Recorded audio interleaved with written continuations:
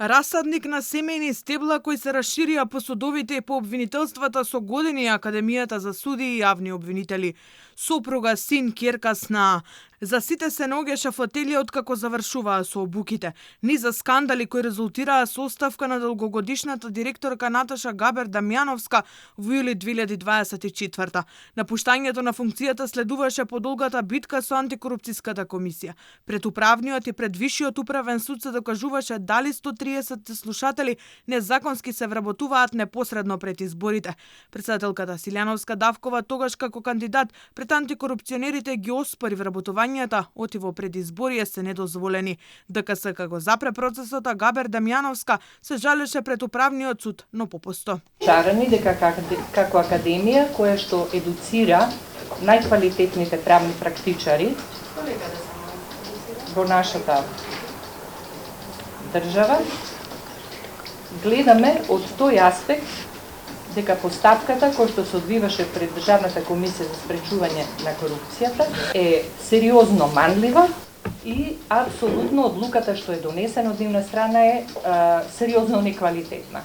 Процесот е започнат во месец јануари 2023 година и доколку Академијата била ажурна, досега ќе го завршила овој процес. Значи, дотолку повеќе е поголема одговорноста на Академијата, која обучува кадри кои ќе право раздаваат, а самата институција не го почитува законот. Не само управните судии, туку и Вишиот управен суд ја потврди одлуката на антикорупцијска. Процесот во Академијата веднаш да биде запрен. По ова Габер Дамјановска си поднесе оставка, ја наследи Ирина Трајковска-Стрезовски, позиција за која во трка влегоа дури 7 кандидати.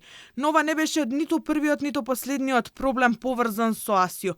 Со години наназад членовите од судскиот и обвинителскиот совет се назначуваа за членови во управниот одбор, иако тоа според ДКСК и правната фела е судир на интереси. Иако постојано добиваа укори, ништо не се промени. Од редот на јавните обвинители не стои таму активни или обвинители, нема нагласување од редот на јавните обвинители. Ние членуваме и во програмскиот совет стои дека ќе биде од редот на јавните обвинители. Не може да бидат оние кои се избрани од собрание. Значи ние така го толкувате законот? Не јас да го толкувам, така и сите останати го толкуваат делот на законот дека од редот на јавните обвинители. Дали јас се согласувам или не, тоа е моје лично мислење. Зоран Герасимовски истовремено седна во 3 фотели. Во судски, во управниот одбор, па беше назначен и како веде директор на Академијата. Не беше единствениот. Прво се наведува дека се запира од погоре наведеното, а понатаму се укажува дека се постапило спротивно на членот 9 од Академијата за суди и јавни обвинители, членот 44 и членот 49 од Законот за судир на интереси, сметаме дека одлуката е неподобна за извршување, неизвршлива. Наместо борба за враќање на довербата во правосудниот систем, битка се водеше за управниот одбор, бидејќи тоа е клучното тело кое ги носи одлуките за новите кандидати.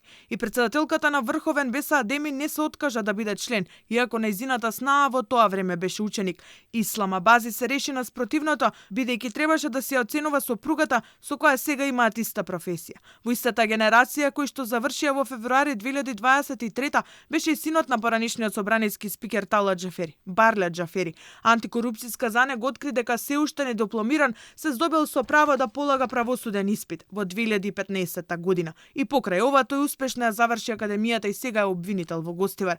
Сега под лупа на антикорупционерите е и новиот управен одбор, во чиј состав се двајца од судскиот и двајца од обвинителскиот совет. Иако добие укор, не се откажаа, па ДКСК најави построги мерки по одржувањето на конститутивната седница која се случи крајот на минатата година.